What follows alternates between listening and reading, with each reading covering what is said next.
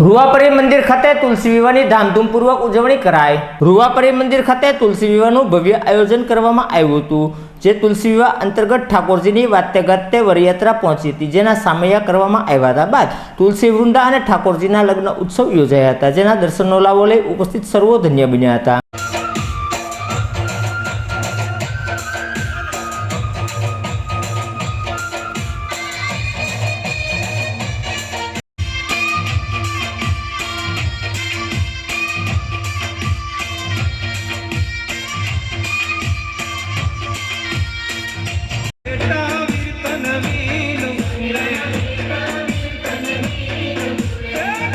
Go